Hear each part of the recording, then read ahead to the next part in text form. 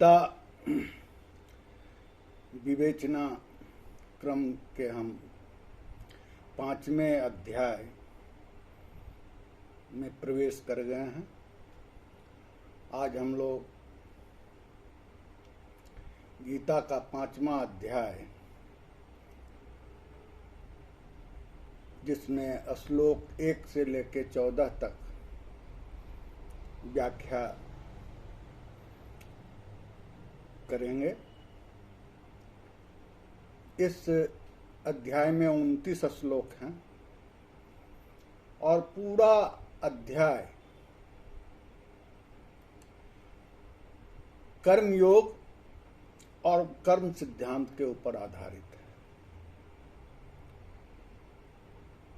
भगवान श्री कृष्ण का जो कृपा है हम मानवों के ऊपर, मनुष्यों के ऊपर, हम जीवों के ऊपर, उस कृपा का सबसे महत्वपूर्ण जो अध्याय है वो है कर्मयोग, जिसके बारे में हम पिछले कुछ वीडियोस में अध्याय 2 से लेकर 3, 4 में सिर्फ कर्मयोग के ही विभिन्न स्तरों का विवेचन करने में सक्षम हुए हैं। और आज का जो विषय है वो कर्मयोग से ही संबंधित कर्मयोग और कर्म संन्यास की श्रेष्ठता जो भगवान कृष्ण ने अर्जुन को बताई है उस पर विचार करेंगे।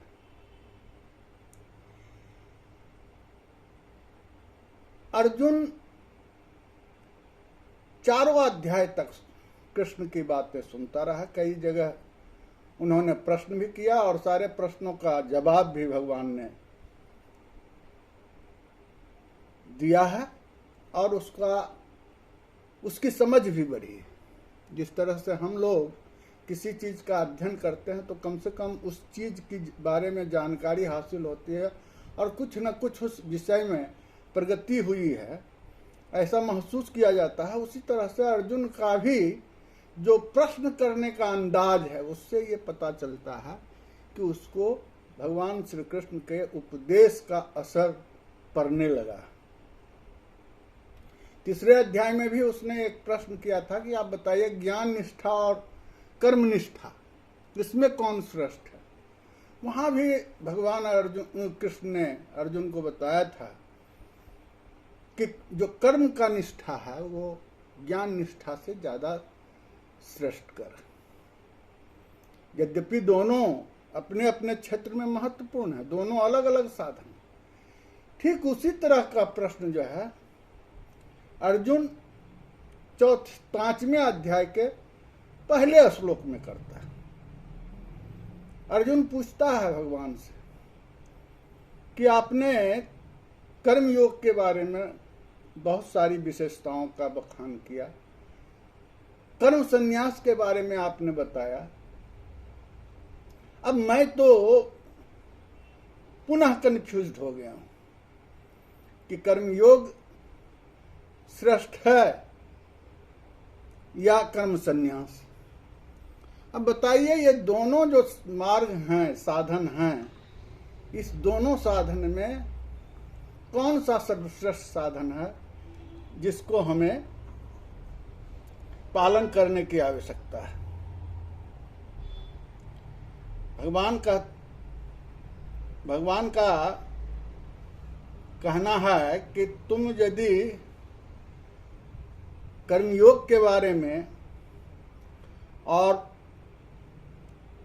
कर्म संन्यास के बारे में यदि कुछ समझा है तो अब तुम्हें इस समझदारी का फायदा लेना होगा और ध्यान से सुनो।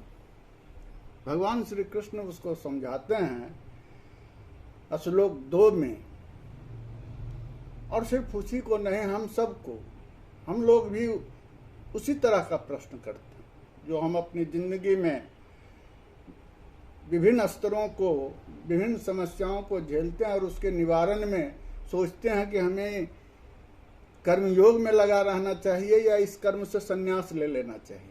हर आदमी की ये दुविधा है, हर आदमी इस संशय में पड़ा हुआ।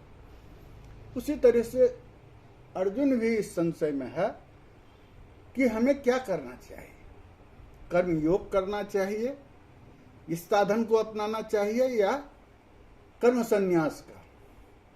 तो भगवान उसको कहते हैं दूसरे अध्याय में, संन्यासः कर्मयोगस्य च निःश्रेयसे करो उभो तय तुम कर्म संन्यासात् कर्म योगो विशिष्यते।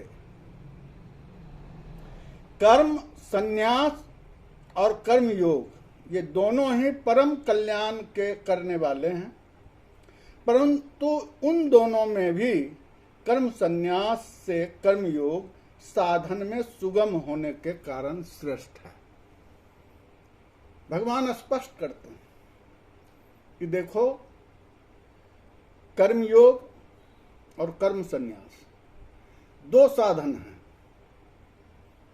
जीवन की लड़ाई को लड़ने के लिए, और दोनों साधन अपने अपने में श्रेष्ठ है, दोनों की अपनी अपनी महत्ता है, और दोनों साधन से तुम जो है अपने लक्ष्य को हासिल कर सकते हो। लेकिन जो कर्म योग का साधन है वो ज्यादा सुगम है कर्म संन्यास के के संबंध में। यदि कर्म संन्यास को लो और कर्म योग को लो तो कर्म योग का रास्ता, कर्म योग का साधन ज्यादा सुलभ है बनिस्पत कर्म संन्यास के। अब हमें यह समझने की आवश्यकता है कि कर्म योग और कर्म संन्यास ये दोनों का संबंध क्या है, इन दोनों रास्तों में भिन्नता क्या है, इन दोनों रास्तों का लक्ष्य क्या है। भगवान श्री कृष्ण इन सभी बातों का जवाब जो है अर्जुन को देते हैं और समझाते हैं और कहते हैं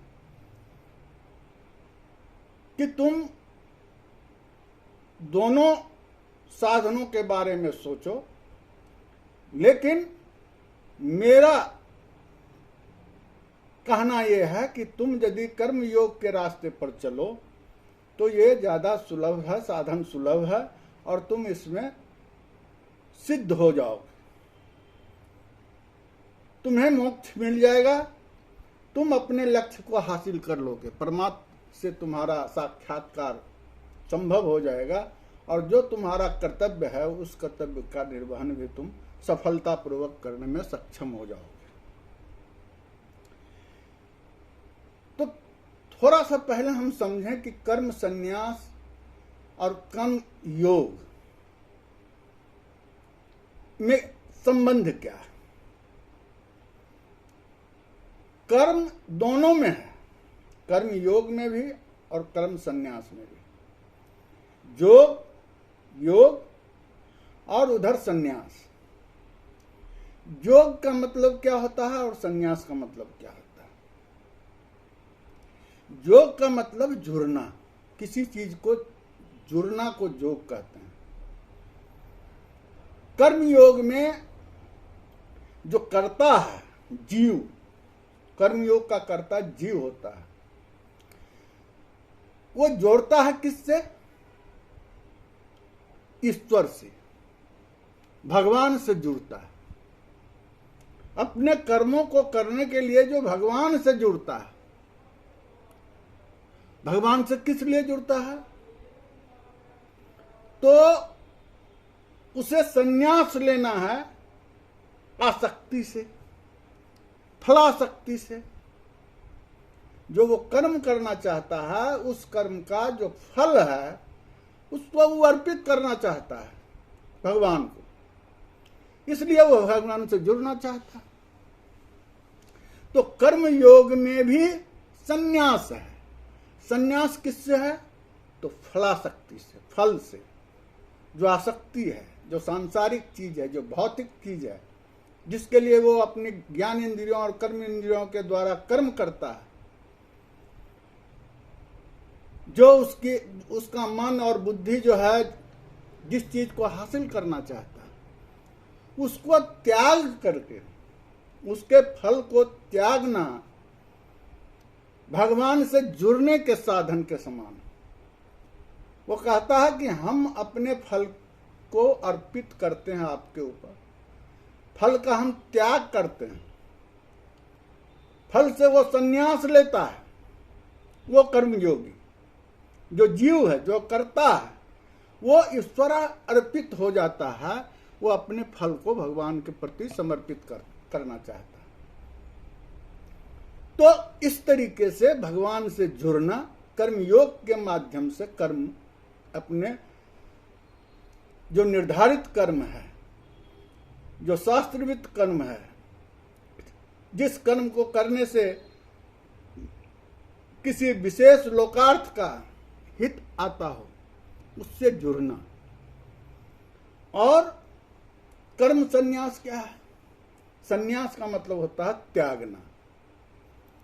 किसका त्याग? आखिर उसमें भी कर्म है, कर्म तो उसको भी करना, लेकिन उसमें त्याग क्या? तो कर्तापन से त्याग। जो सन्यासी है, जो कर्म संन्यास का साधक है, जो अपने को सन्यासी कहता है, उसको अपने कर्तापन का भाव छोड़ना होगा, तभी वो सन्यासी हो। और यह कहना तो बहुत आसान है कि कर्तापन का भाव छोड़ करके कर्म को करना। सैद्धांतिक रूप से ज्ञान के आधार पर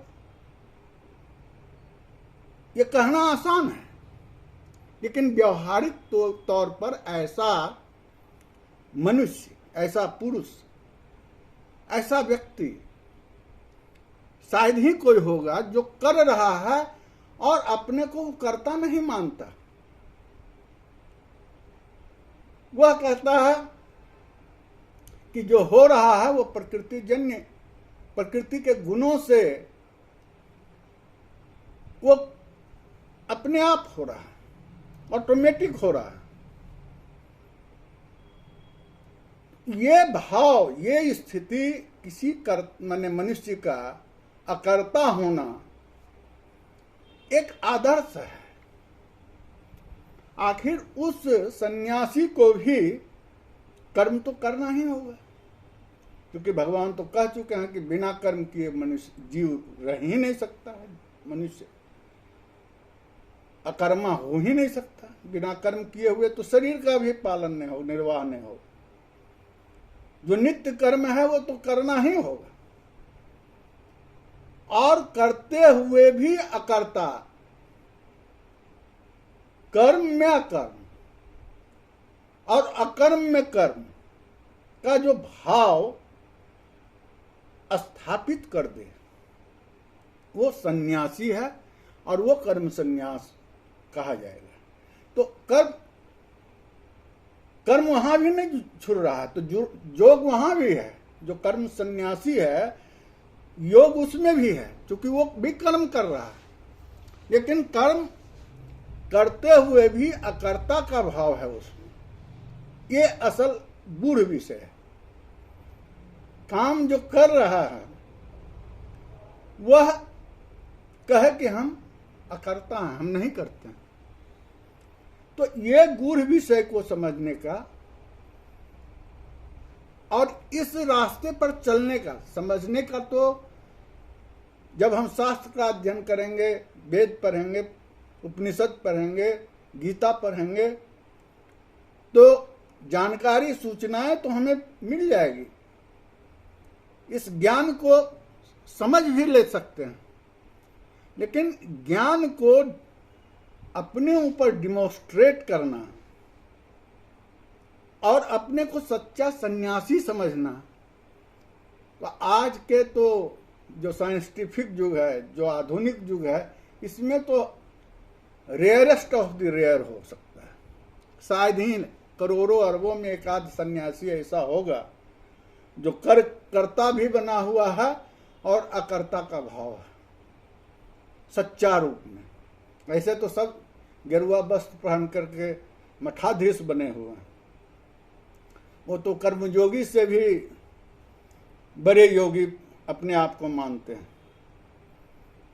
उनका अखाड़ा चलता है, आह्वान करते हैं, धिक्कारते हैं लोगों को। वो तो इतने बड़े बड़े महारथी, लेकिन अकर्ता का भाव नाटक के रूप में भले प्रदर्शित करें समाज के सामने, लेकिन वास्तविकता कि वो अकर्ता हो जाएं, वो सच्चा सन्यासी हो जाएं, इस पर तो संदेह बना ही रहेगा हम जैसे साधारण मानव। तो इस तरीके से ये फर्क ज्ञान मार्ग और कर्म मार्ग का है। जो ज्ञान मार्ग है या ज्ञान योग है, वही सांख्य योग है। इसी को ज्ञान मार्ग भी कहा गया है, सांख्य मार्ग भी, सांख्य योग भी कहा गया है, और इसी को कर्म संन्यास भी कहा गया। जो सांख्य योगी है, जो सांख्य मार्गी है, वही कर्म संन्यास को कर सकता है, और जो कर्मयोगी है वो भगवान को अपना फल अर्पित करते हुए जो शास्त्र कर्म है उसको करता है। तो ये फर्क है, और हमें बेसिक जो गूढ़ फर्क है इसको हमेशा ध्यान में रखना पड़ेगा, क्योंकि इस अध्याय का जो कर्म संन्यास और कर्मयोग है, इसका यही गूढ़ फर्क है, और इसको हमें ध्यान में रखना होगा। भगवान उसी बात को बढ़ाते हुए कि कर्मयोग श्रेष्ठ है, कर्म संन्यास से अर्जुन को बताते हैं दूसरे श्लोक में, उसी को बढ़ाते हुए फिर कहते हैं 5वें अध्याय के 4थे श्लोक में, सांख्य योगो पृथक बाला प्रवदन्ति न पंडिता एकम अवि अस्थित सम्यक उभयो बिंदते फलम। फिर 5वें श्लोक में कहते हैं, यत् सांख्ये प्राप्यते स्थानम तत् योगे अपि गम्यते एकम सांख्यम च योगम च यः पश्यति सह पश्यति।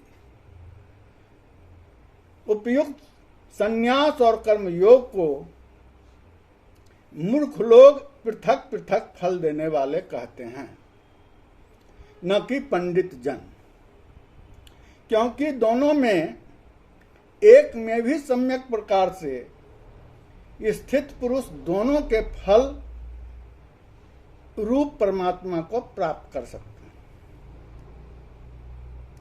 ज्ञान योगियों द्वारा परम धाम प्राप्त किया जा सकता है, कर्म योगियों द्वारा भी वही प्राप्त किया जाता है। इसलिए जो पुरुष ज्ञान योग और कर्म योग को फल स्वरूप एक देखता है, वही यथार्थ देखता है।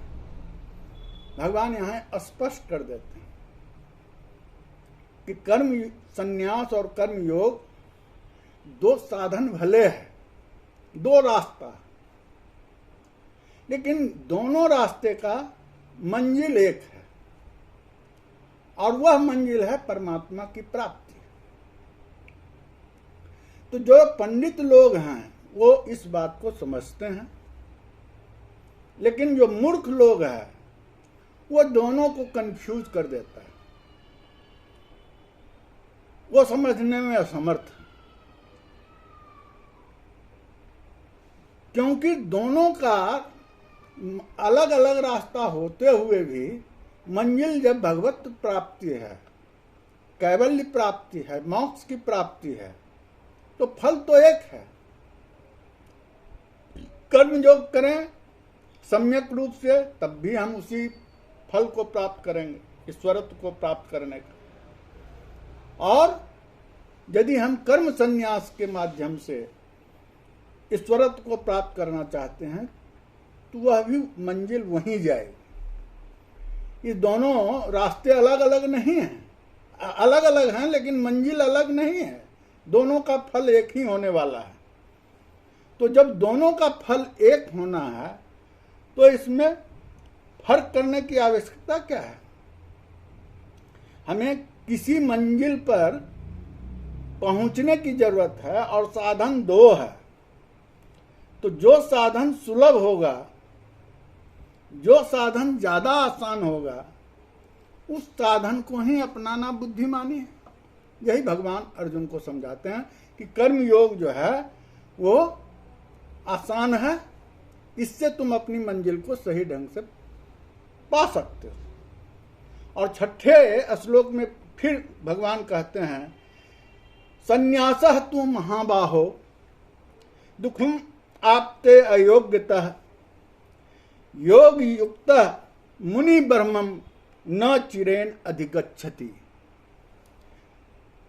हे अर्जुन, कर्मयोग के बिना संन्यास अर्थात मन, इंद्रिय और शरीर द्वारा होने वाले संपूर्ण कर्मों में कर्तापन का त्याग प्राप्त होना कठिन है। और भगवत रूप को मनन करने वाला कर्मयोगी परम ब्रह्म परमात्मा को शीघ्र ही प्राप्त कर लेता है। यहां वो कठिनाई बता देते हैं अर्जुन को कि कर्मयोगी जो होता है उसको भी अपनी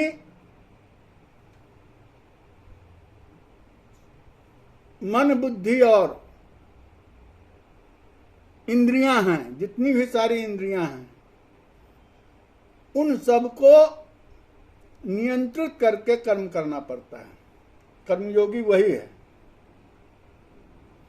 लेकिन कर्मयोग नहीं करेगा सन्यासी, कर्म सन्यासी जो है, वो साधक जो कर्म संन्यास करना चाहता है, वो यदि कर्म नहीं करेगा तो उसका इंद्रिय, मन और जो शरीर है, उसके सारे जो अवयव हैं, उसमें जो कर्तापन का त्याग है,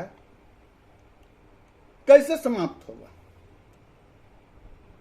कहना आसान है कि हाथ काम कर रहा है और हम कहें कि हम तो कुछ नहीं कर रहे। भगवान कहते हैं कि ये कठिन है, असंभव नहीं है, कर सकता है। एक एक महापुरुष ऐसे हुए हैं जो कर्म सन्यासी हैं, करते हुए भी अकर्ता बने हुए हैं, लेकिन कठिन है। क्योंकि मनुष्य, जो जीव इस प्रकृति से जुड़ा हुआ है, वो बिना कर्म किए हुए रहेगा ही नहीं। और जैसे ही वो कर्म करना चाहेगा तो गुणों के कारण, उसमें 3 गुण है प्रकृति के, और उस तीनों गुणों के कारण उसमें कर्ता का भाव ऑटोमेटिकली उत्पन्न हो जाता है। उसको धीरे धीरे धीरे धीरे अभ्यास करके, मनन और निधिध्यासन करके आत्म साक्षात्कार की ओर बढ़ना पड़ता है। वो कर्मयोगी है। और जो सीधे कर्म सन्यासी है, जो कर्म कहता है कि हम कर्म नहीं करते हैं, उसको अकर्ता का भाव है, तो उसकी जो इंद्रियां काम कर रही है वो तो अपने गुणों के आधार पर कर रही है। तो ये कितना कठिन हो कि करते हुए भी अपने को अकर्ता मानना। लेकिन जो कर्मयोगी है वो अपने शरीर को, अपनी ज्ञान इंद्रियों को, मन को नियंत्रित करके अपने अंतःकरण को शुद्ध कर सकता है, और शुद्ध करके वो भगवत प्राप्ति उसको हो सकती है, वो उसके लिए आसान है।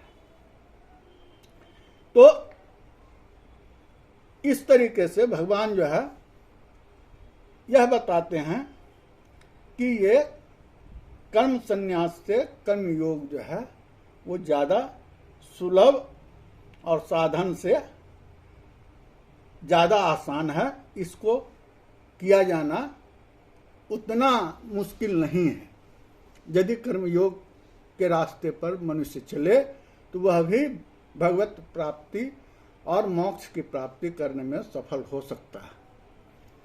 फिर उन्होंने 7वें श्लोक में कहा है, योग युक्ता विशुद्ध आत्मा विजत यात्मा जितेंद्रिय सर्वभूत आत्मभूत आत्मा कुर्वन् अपि न लिप्यते।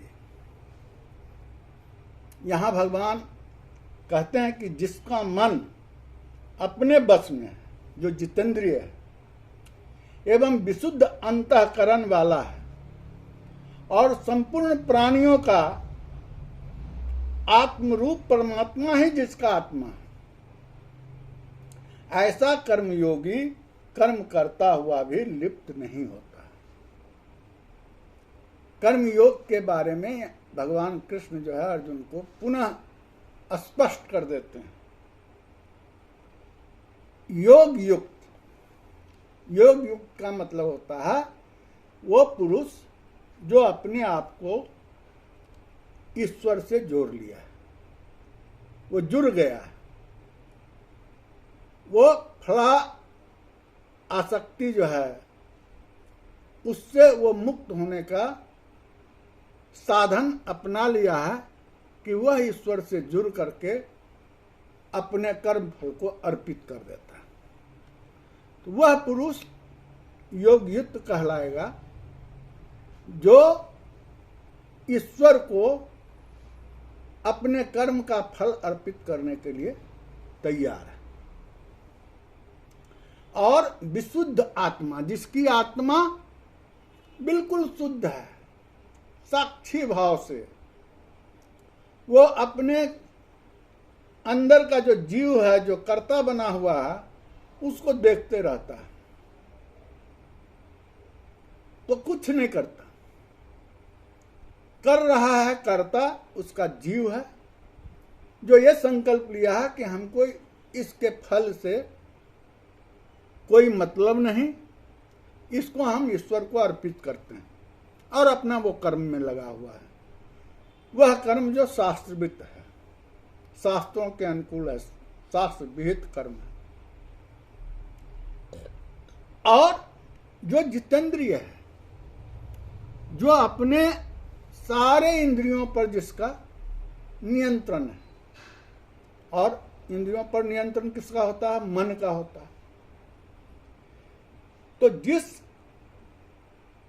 कर्मयोगी का मन पर और इंद्रियों पर नियंत्रण हो जाएगा, स्वाभाविक रूप से उसका अंतःकरण जो है शुद्ध होना शुरू हो जाएगा। अंतःकरण क्या है? मन, बुद्धि, चित्त, अहंकार। मन यदि नियंत्रित है इंद्रियों से, इंद्रियों को नियंत्रित कर लिया है, तो बुद्धि उसके निर्णय को अपने ढंग से सही लेने में सक्षम हो जाएगा। और उसकी जो चित्त वृत्तियां हैं, जो उसका चित्त है, चित्त एक तो चेतना, ज्ञान, उस बारे में गंभीरता से विचार, और एक चित्त जो संस्कार, वो दोनों चित्त हुआ। चित्त और जो अहंकार है, अहंकार का भाव, अहम का भाव, जीव जो अहम में डूबा हुआ है, उनका जो है अंतःकरण का शुद्धि प्रारंभ हो जाएगा। और अंतःकरण की शुद्धि जो है सतत कर्मयोगी की तरह करते करते उसको कर्म करने की आदत हो जाएगी, वही उसका संस्कार बनता चला जाएगा। तो कर्मयोगी जो है यदि हो गया तो वो धीरे धीरे अपने कर्म से अलिप्त होता जाएगा, उसके फल से अलिप्तता आएगी। लिप्तता का मतलब क्या होता है? अटैचमेंट। अटैचमेंट बड़ी ही विचित्र संस्कार है। ये बचपन, आज से 60 साल पहले, 65 साल पहले, जब 3 साल 4 साल के जब बच्चा होता है, उस समय की यादें 60 साल के बाद भी रहती हैं। तो जो चित्त में अटैचमेंट है वो जल्दी समाप्त नहीं होता है। संजोए हुए हैं 20-20 साल का दोस्तों के साथ, जो अच्छा दिन गुजरा उसकी यादें, जो बुरे दिन गुजरे उसकी यादें, कभी खुशी की यादें, कभी गम का यादें, किसी के दुख की यादें आती है, कभी किसी के खुशी और सुख की यादें आती है। तो ये जो लिप्तता है ये जल्दी समाप्त नहीं होता। ये प्रकृति का जो गुण है उसके कारण हमारे स्मरण, हमारे चित्त को जो है वो हर हमेशा उद्वेलित करते रहता है। जो स्मरण शक्ति है वो जल्दी समाप्त नहीं होती है, क्योंकि अटैचमेंट है, आसक्ति है। तो भगवान कहते हैं कि यदि अंतःकरण की शुद्धि हो तो जो बैड एलिमेंट्स है, जो बुरे संस्कार हैं, जो बुरे चित्त पर बुरा भाव है, उसको समाप्त किया जा सकता है, उससे मुक्ति मिल सकती है। तो अलिप्त होने का, अपने कर्म से और अपने कर्म फलों से दूरी बनाने का एक ये भी साधन है कि हम अंतःकरण को शुद्ध करें, मन बुद्धि चित्त अहंकार को शुद्धिकरण करें, ताकि हमारा जो है अंतःकरण शुद्ध हो और हमको चित्त पर किसी चीज का अटैचमेंट का जो शक्ति है वो छीन हो जाए। अब 8वें 9वें श्लोक में भगवान श्री कृष्ण जो है कर्म संन्यास के बारे में बताते हैं। कर्म संन्यास की स्थिति में सन्यासी किस तरह से सोचता है उसको उन्होंने 8वें और 9वें श्लोक में बताया। कहते हैं न च किंचित करोमि इति युक्त मन्येत तत्वित पश्चन श्रुवन् स्पर्शन जिघ्रन् असनन् गच्छन् स्वप्नं श्वसन् प्रलपन् विसर्जन उन्मिषन् निमिषन् अपि इंद्रियाणि इंद्रिये अर्थेषु वर्तन्ते इति धारयन्। यहाँ भगवान कहते हैं कि जो तत्ववित्त को मानने वाला, उसका साधन करने वाला, तत्ववित्त क्या है? जिसको तत्व ज्ञान हो, तत्व ज्ञान का जानकार तत्ववित्त कहलाता है। तो जो सीधा आत्मा क्या है, ब्रह्म क्या है, इसका ज्ञान है और उसमें उसका विश्वास है, सिर्फ ब्रह्म में ही विश्वास रखता हो, जो संसार के जगत के आधार भी, इसका सृजन भी, इसका संचालन और संहार भी जो एकमात्र ब्रह्म को ही समझता हो, उसको तत्वविद कहा जाता है। तत्ववेत्ता वो जो है तत्व को जानने वाला है, ब्रह्म को जानने वाला है। तो जो ब्रह्म को सिर्फ एक ही सत्ता पर जिसका विश्वास है, जो सिर्फ ब्रह्म को ही इस जगत का, इस माया का, इस ईश्वर का, इस संसार का, सबका कारण सिर्फ और सिर्फ ब्रह्म को मानता है, उसमें जिसका विश्वास है उसको तत्वविद कहा जाता है। और जो तत्वविद युक्त पुरुष है वही कर्म संन्यास का साधक है, उसी को कर्म संन्यासी कहते हैं। तो यहाँ कहते हैं कि जो तत्वविद ज्ञाता है, जो साधक है, वह क्या करता है उससे उसको कोई मतलब नहीं है।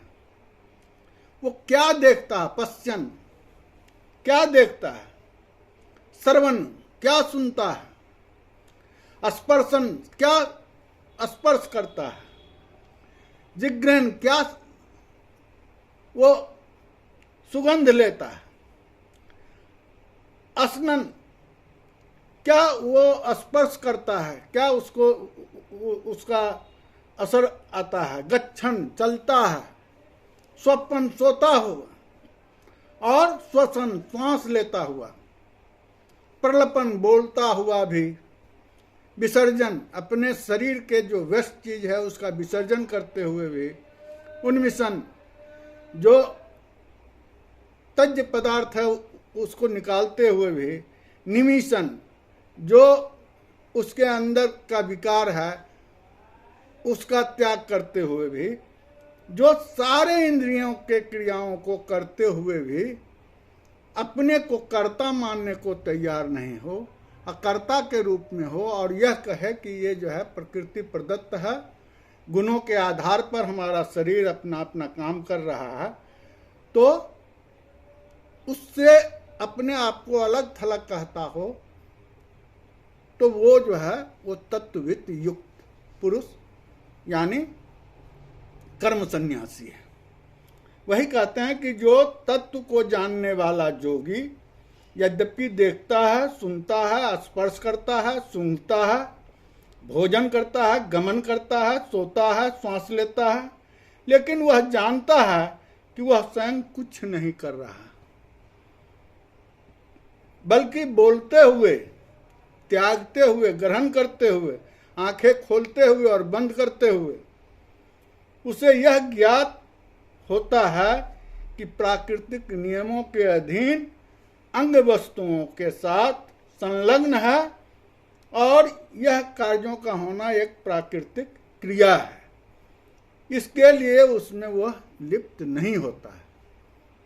ये जो है तत्वविद ज्ञाता जो साधक है कर्म संन्यास का, उसके बारे में भगवान यहाँ स्पष्ट किया है। तो यह कितना कठिन है,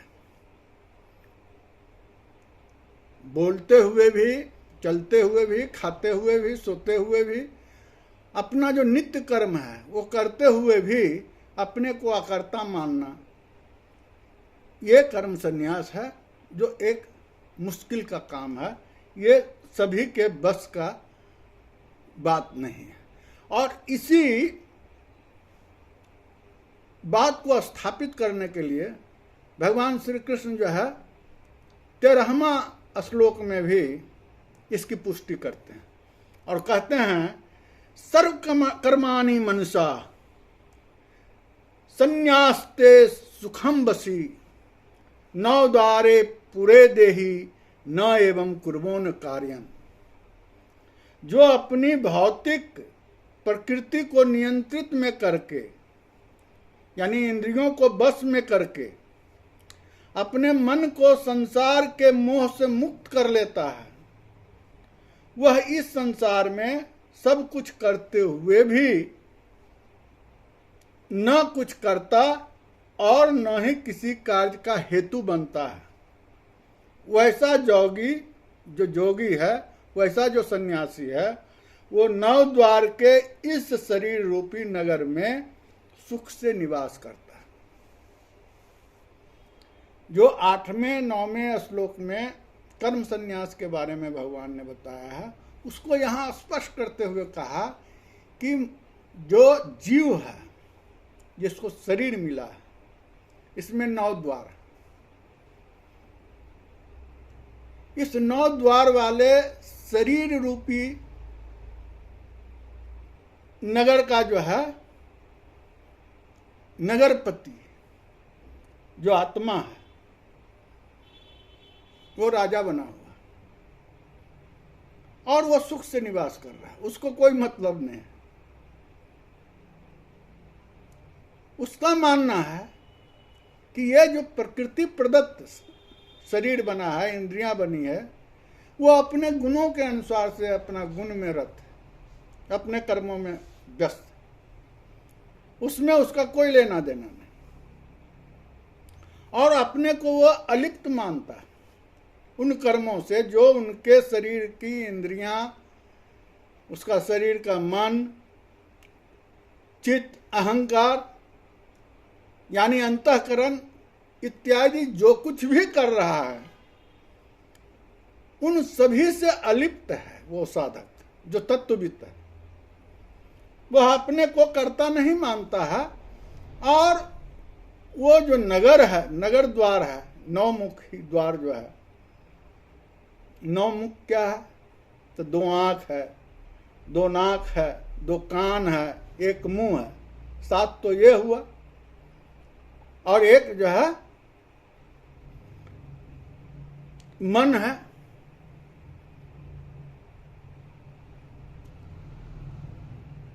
बुद्धि है, ये चित्त और अहंकार, ये 4 अंतःकरण हो गया, 7 ये हुए, और 2 जो है, 1 निकास द्वार है, 1 उपदस्थ है, ये 9 द्वार वाला और अंतःकरण वाला ये शरीर वो प्रकृति प्रदत्त है, और वो अपना काम अपने गुणों के अनुसार से बरत रहे हैं। उससे उस नगर, शरीर रूपी नगर में जो अलग बैठा खुश है, सुखी है, वो आत्मा है, वो साक्षी आत्मा जिसको बोलते हैं। अद्वैत वेदांत में उसको साक्षी आत्मा, तुरीयावस्था बोलते हैं। वह अलग थलग होकर के उसके सारे कार्यकलाप को देख रहा है, और वो देखता है कि किस तरह से ये जीव जो है अपने प्रकृति के अनुसार अपने कर्मों को करके सुखी और दुखी हो रहा है। वो सिर्फ खुशहाल है, वो आनंदित है, वो खुश है। 9 द्वारों का जो गृह नगर है, उसके जो गृहपति हैं या नगरपति कहें, आत्मा जो साक्षी भाव से ये उसके सारे कार्यकलाप को देख के आनंदित हो रहा है, वो अपने आनंद में विभोर हैं, अपने सच्चिदानंद में मस्त हैं। तो यहाँ भगवान कहा कि यह स्थिति जिस साधक का पहुंच जाए, उसकी मनसा कर्मसा और वाचा जो है इस स्तर का हो जाए कि वो करते हुए भी अपने को अकर्ता मानने में सफल हो जाए। वो जो साधक है वो कर्म सन्यासी है, जो बहुत ही दुर्लभ है, कठिन है। इस स्थिति को पाने के लिए कर्मयोग का रास्ता अपनाना ही पड़ेगा। जब तक कर्मयोगी नहीं होगा, और जब कर्मयोग से ही उस लक्ष्य को प्राप्त किया जा सकता है, तो जो हमें प्रकृति से ये शरीर मिला है, जिसके माध्यम से हम भगवत की प्राप्ति कर सकते हैं, मोक्ष की प्राप्ति कर सकते हैं, तो क्यों नहीं कर्मयोग का ही रास्ता अपनाया जाए। ये भगवान श्री कृष्ण को जो है, श्री कृष्ण अर्जुन को समझाते हैं कि तुम इस मार्ग से क्यों नहीं चलते। तुम जो है कर्मयोग के ही रास्ते से अपने जीवन को सफल कर सकते हो। फिर उन्होंने कर्मयोग के बारे में 10वें श्लोक में समझाते हुए कहते हैं, ब्रह्मान्यध्याय कर्माणि संतत्वा करोति लिप्यते न स पापेन पद्म पत्रम इव अंभसा। जैसे कमल जल में रहते हुए भी जल से अलग रहता है, वैसे जो फल की सभी आसक्तियों को त्याग कर परमात्मा में अर्पण करके कर्म करता है, वह सभी पापों से मुक्त होता है। भगवान कहते हैं कि जैसे कमल जो है, कमल का फूल जल में और उसका जड़ कीचड़ में रहता है, लेकिन उस कमल पर उस जल के कीचड़ का कोई असर नहीं होता, कोई प्रभाव नहीं पड़ता। वैसे ही यदि मनुष्य फलासक्ति से मुक्त हो जाए, फल की आसक्ति से मुक्त हो करके फल की आसक्ति को भगवान के ऊपर अर्पित करके वह यदि चाहे तो संसार में जो भी कर्म करता है, उसके कर्म करते हुए वह पापों से, संसार के पापों से मुक्त हो सकता है, मुक्त रह सकता है। तो यहाँ भगवान जो है कमल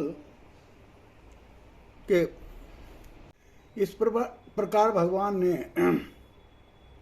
इस उदाहरण से यह स्पष्ट किया है कि जो कर्मयोगी है वो अपने कर्म को इस तरह से करता है कि वह उसमें लिप्त नहीं होता है, क्योंकि वो उसका जो कर्म का फलाफल है वो ईश्वर को अर्पित कर देता है।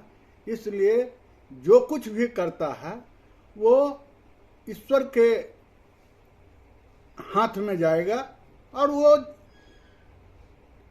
जिस तरह का उसका वापसी भगवान सुनिश्चित करेगा वो करेगा। उससे उस कर्मयोगी का कोई मतलब नहीं है कि वो किस तरह का काम किया है और उसका क्या फल होगा। उसी तरह से जिस तरह से कमल का अपने कीचड़ से अलिप्तता है, किसी प्रकार का कोई प्रभाव नहीं है, उसी प्रकार से जो ब्रह्म अर्पित, ईश्वर अर्पित होकर के कर्मयोगी कर्म करता है तो उसका फलाफल का उसे किसी प्रकार का लिप्तता नहीं रहती है और उसको उसका कोई पाप पुण्य का सवाल उसके साथ वो पैदा नहीं होता है। वह अपने ईश्वर पर पूर्ण विश्वास करता है कि उसके आदेशानुसार उसने अपने कर्म को किया है और जो भी फल होगा वो उसको भुगतने के लिए तैयार है। इस तरीके से जो ईश्वर के प्रति कर्मयोगी का समर्पण का भाव है, अर्पण का भाव है, इसको इन्होंने यहाँ दर्शाया है।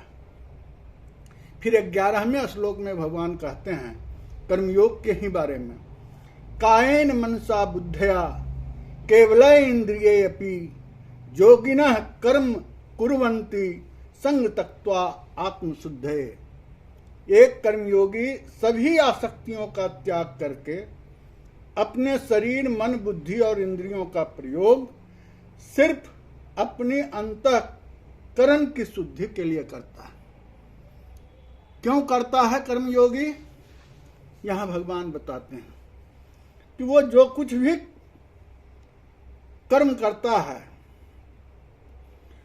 और उसके फल से अपनी आसक्ति को त्याग देता है, फल को ईश्वरार्पित करता है, वह इसलिए कि वह अपने शरीर के कर्म को, मन के कर्म को, बुद्धि और इंद्रियों के प्रयोग से जो कर्म कर रहा है उससे उसका अंतःकरण की शुद्धि हो जाए, वह उसका मन, बुद्धि और चित्त, अहंकार, इसकी शुद्धि हो, वह उसकी शुद्धि के लिए ही काम करता है। जब तक मन, बुद्धि और चित्त, अहंकार ये पवित्र नहीं होगा तब तक ईश्वरत्व की प्राप्ति नहीं होगी। जब तक मन, बुद्धि, चित्त, अहंकार इस संसार से जुड़ा रहेगा, क्योंकि कामना पैदा होती है, इच्छा पैदा होती है, इच्छा से जो है आसक्ति होती है, आसक्ति से जो है मनुष्य उस चीज को प्राप्त करने का मोह पैदा करता है, द्वेष होता है। यदि वो उसे प्राप्त न हो तो गुस्सा आता है, क्रोध आता है, हर्ष होता है, विषाद होता है, सुख होता है, दुख होता है। तो जब तक वह अपने फलों को अर्पित नहीं करेगा, फलों के बारे में सोचना बंद नहीं करेगा, उसके पीछे मनन जो है वो स्थगित नहीं करेगा, सिर्फ फल प्राप्त करने की जिज्ञासा और इच्छा में ही अपना कर्म करेगा, तब तक उसका अंतःकरण की शुद्धि नहीं होगी। तो भगवान कहते हैं कि जो कर्मयोगी होता है वो अंतःकरण की शुद्धि के लिए ही अपने सारे शरीर, उसकी इंद्रियां, मन और बुद्धि सबका उपयोग करता है।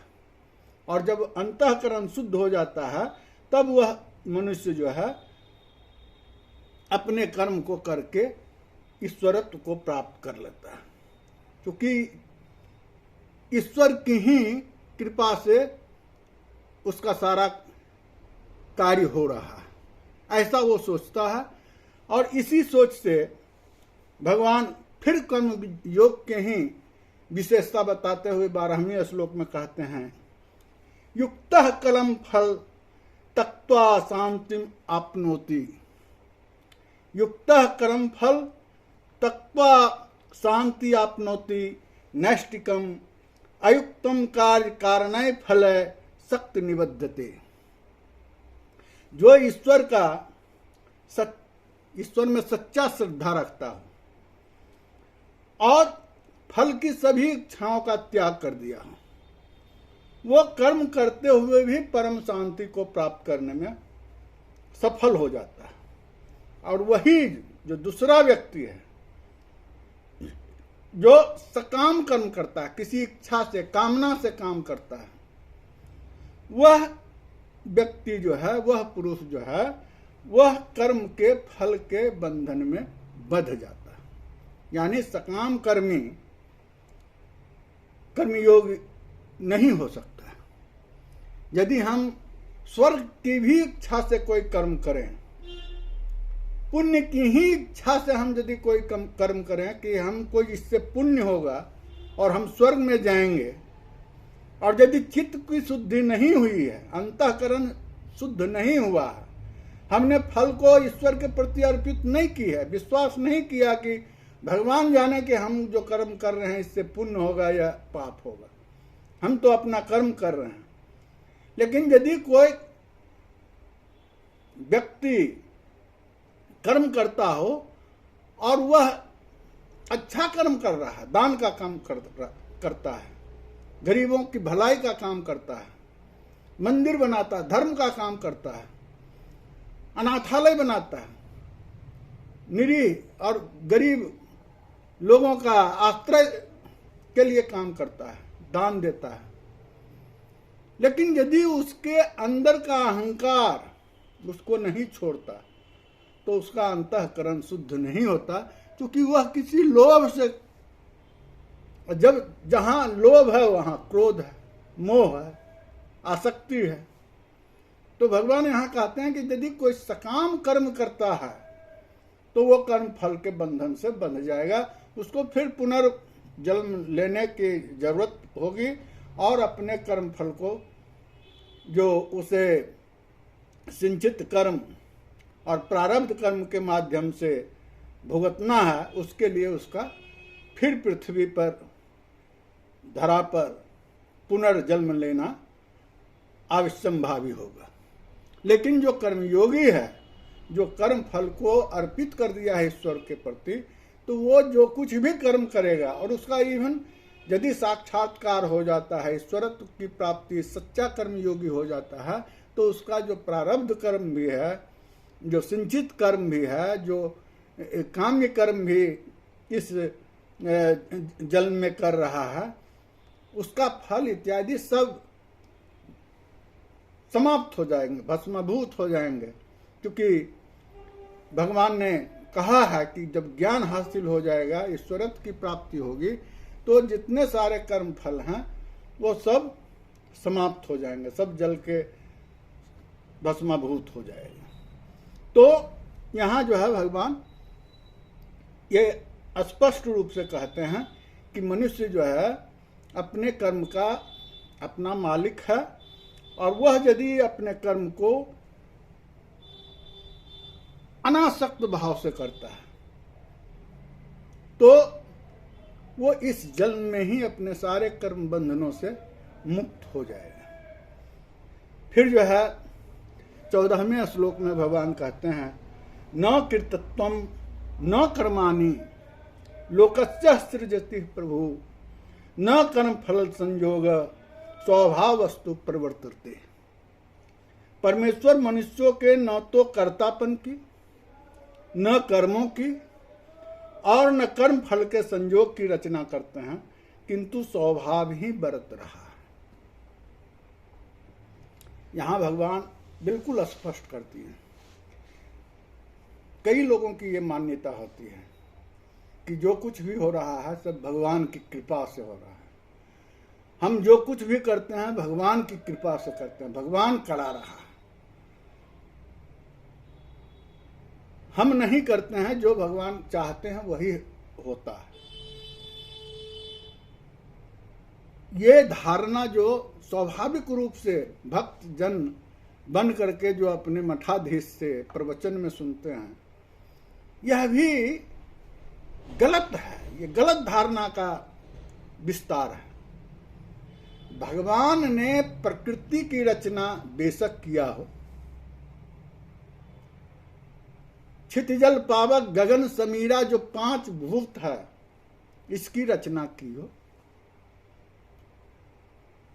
सारे जीवों की रचना की हो, सब कुछ हो सकता है। इसका संचालन भी भगवान कर सकता है, इसका संहार भी भगवान कर सकता है।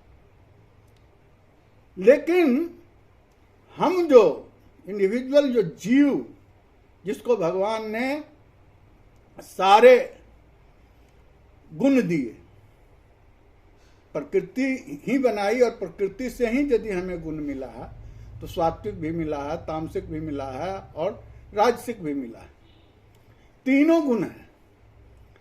तीनों को गुण के कारण जो कर्म करने हैं उसके लिए हम स्वतंत्र हैं, क्योंकि भगवान स्वयं कहते हैं कि कर्मण्येवाधिकारस्ते मा फलेषु कदाचन।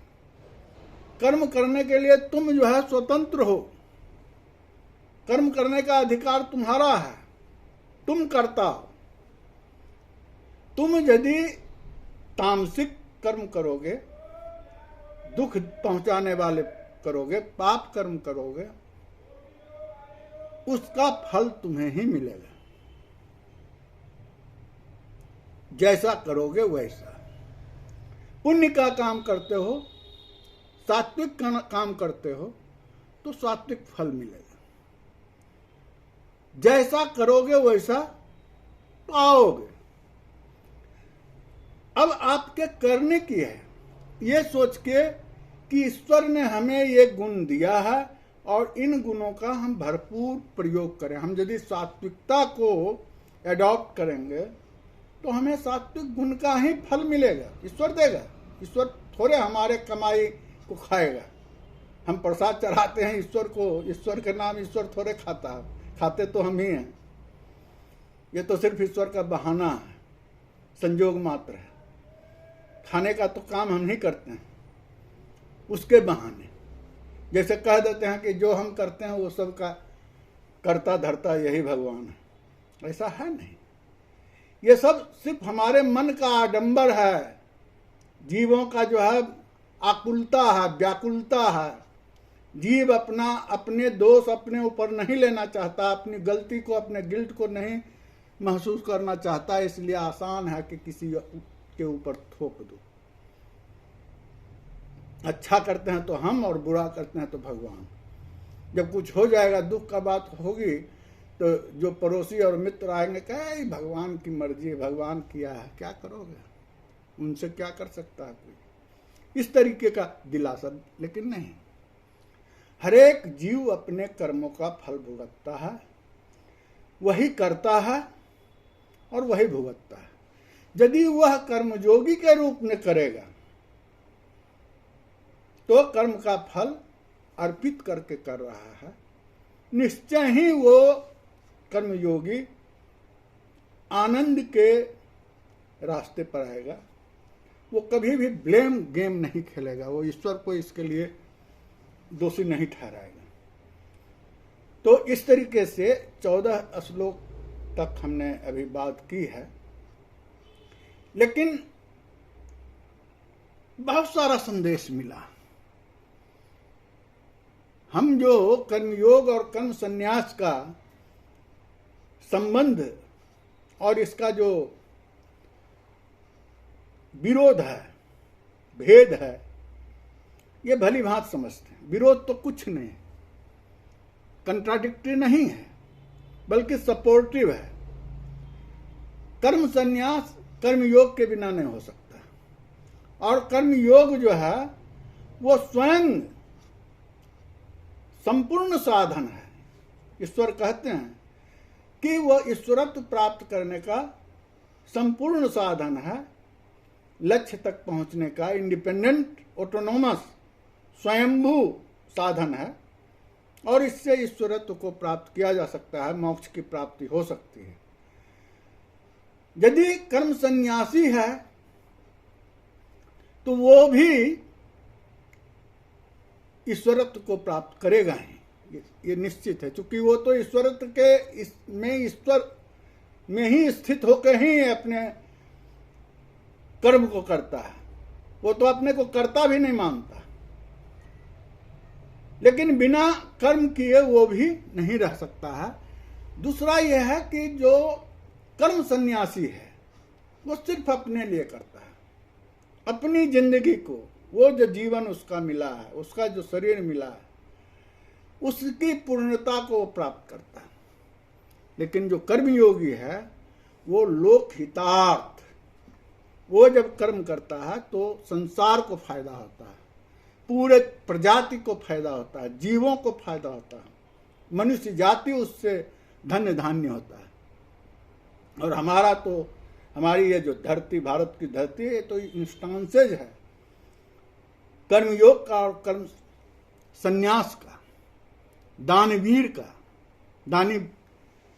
दानवीर कर्ण कौन नहीं जानता। कवच कुंडल इंद्र को सौंप देता है, दान कर देता है, जानते हुए कि ये यदि कवच कुंडल उसके पास होता तो उसे युद्ध में कोई पराजित नहीं कर सकता था। ये जानते हुए भी जब उससे दान में वो कवच कुंडल मांगा जाता है इंद्र के द्वारा, तो वो उसको दान कर देता है। दधीचि जो हड्डी का दान कर देते हैं। दानवीरों की तो गाथा है हमारे। मालवीय बिरला से दान लेके विश्वविद्यालय खड़ा कर दिए, और वो बिरला जिसके बारे में कहा जाता है कि वे अपने मुनीम से झगड़ा करते थे कि ये जो तुम भगवान को आरती चढ़ाते हो और माचिस की तिल्ली एक खर्च करने का तो पूरा 2-4 उड़ा देते हो, इसको तुम ठीक से उपयोग नहीं करते हो। और वो करोड़ों, सैकड़ों करोड़ का संपत्ति का दान एक विश्वविद्यालय के लिए कर देता है। उससे कोई प्रश्न करता है कि आप तो इतने दानी हैं और ये भगवान के लिए 2-4 माचिस की तिल्ली बर्बाद कर दिया, तो फिर आप अपने नौकर के ऊपर ही। वो कहते हैं कि सवाल दान का नहीं है, सवाल उस चीज के उपयोग का है। एक से एक दाता त्यागी का इतिहास है देश। आज हमसे लोग सीखे हैं, हमारी संस्कृति का प्रभाव हुआ, विश्व में प्रभाव हुआ। एक एक आज भी कैपिटलिस्टिक व्यू है पूरे संसार का। अमेरिका पूंजीवाद का सबसे उत्कर्ष पर हजारों इंस्टांसेज है कि लोग अपनी मेहनत की कमाई करके लोगों को दान दे देते हैं। बिल गेट्स का नाम कौन नहीं सुना? बफेट का नाम कौन नहीं सुना? कहा जाता है कि बफेट जो है वो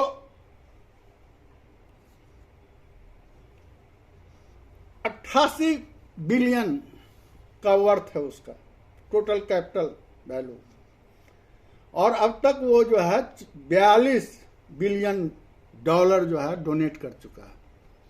माने अपने वेल्थ का लगभग 50%। बिल गेट्स के बारे में कहा जाता है कि वो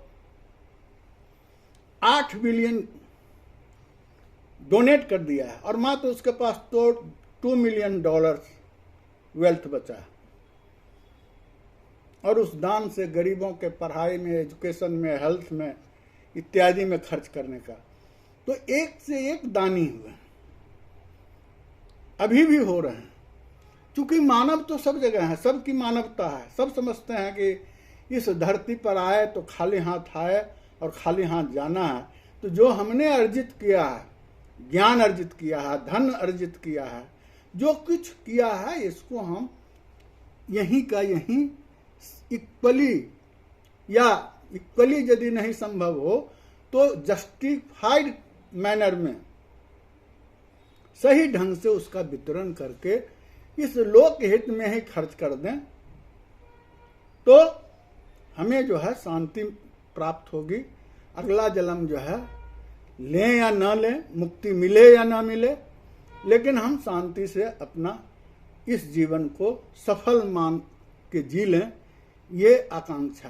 तो ये हमारी परंपरा और गीता इन्हीं चीज़ों का हमें आभास याद कराते रहती है। गांधी जी जब देखे कि देश की हालात ऐसी है कि लाख करोड़ों महिलाएं अपना एक वस्त्र में जीवन यापन कर रही है, आधा वस्त्र को पहनती है, आधा वस्त्र को ओढ़ती है, उन्होंने संकल्प लिया, नहीं, जब तक इस देश के सभी नागरिकों को पूरा वस्त्र हासिल नहीं हो जाएगा। फिर उन्होंने अपना ही शरीर आधा ढकना शुरू किया और आधा खुले रहना शुरू कर दिया। बहुत लोग गांधी के निंदा भी करते होंगे, जिनका जो मत है, जहाँ तक जिनकी पहुँच है, लेकिन मैं मानता हूँ कि गांधी सही में गीता और सनातन धर्म का जो रास्ता था उसको अपने जीवन में उतारा, उन्होंने करके दिखाया। वो तो ज्ञान की बात कह देगा, किसी को समझा देगा, लेकिन उसको व्यवहार में लाना कितना कठिन है, वो यदि हमें देखना हो तो गांधी को देखना चाहिए, जो विलायत गए और वहाँ उनको मीटिंग में एंट्री नहीं दे रहा था कि आप पूरा वस्त्र पहन के आइए। उन्होंने कहा कि जब पूरा वस्त्र के लायक तो आपने हमारे देश को रखा नहीं, आपने इस तरह से लूट लिया कि हमारा देश जो है आधे वस्त्र को भी पहनने में सक्षम नहीं। तो मैंने जो हमारा देश का आधी पॉपुलेशन जो है जिस तरह से रह रहा है, उसी भेष में मैं आपके सामने उनका प्रतिनिधित्व करने आया हूँ। मेरा कोई व्यक्तिगत स्वार्थ नहीं। तो इस तरीके से कर्मयोगी, गांधी जैसा कर्मयोगी कौन होगा? तो इस तरीके से हम बात करते रहेंगे अगले वीडियो में। आपने इसे सुना, इसके लिए धन्यवाद।